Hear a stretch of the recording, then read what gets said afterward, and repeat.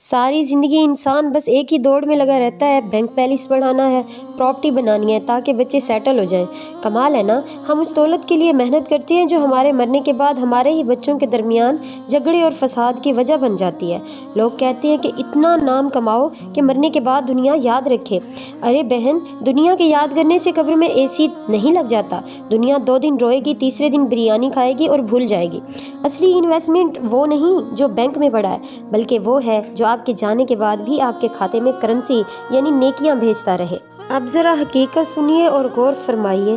اسلام میں اسے کہتے ہیں صدقہ جاریہ، یعنی وہ نیکی جس کا ثواب انسان کے بعد رکتا نہیں بلکہ قیامت تک جاری رہتا ہے۔ صحیح مسلم کی حدیث 1631 گواہ ہے کہ مرنے کے بعد انسان کے اعمال کا سلسلہ ختم ہو جاتا ہے سوائے 3 چیزوں کے، جن میں سے ایک ہے وہ نیکی جس کا نفع یعنی بینیفٹ لوگوں کو پہنچتا رہتا ہے۔ تو اگر آپ چاہتی ہیں کہ قبر کی تنہائی میں بھی آپ کا ریوارڈ سسٹم چالو رہے تو یہ 6 کام آج ہی نوٹ کر لیں۔ قرآن پاک۔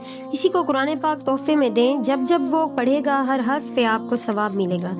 ویل چیئر، کسی ہسپتال میں مریضوں کے لیے ویل چیئر ڈونیٹ کر دیں، جب تک کوئی لاچار یا بیمار اسے استعمال کرے گا آپ کا کھاتہ چلتا رہے گا۔ مسجد کی تعمیر میں حصہ لیں، اینٹ رکھ دیں یا پنکھا لگوا دیں، یہ اللہ کا گھر ہے، یہاں پہ انویسٹمنٹ کبھی نہیں ڈوبتی۔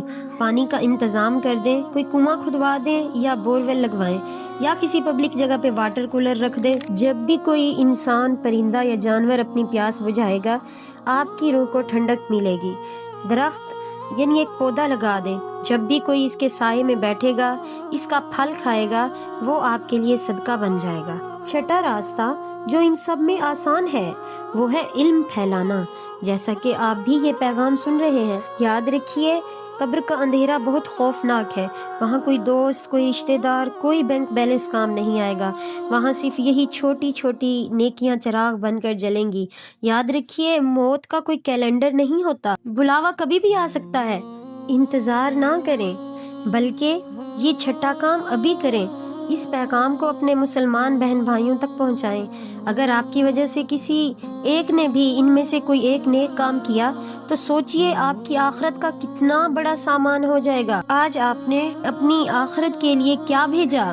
کمنٹ میں الحمدللہ لکھیں اور اس ویڈیو کو شیئر ضرور کریں۔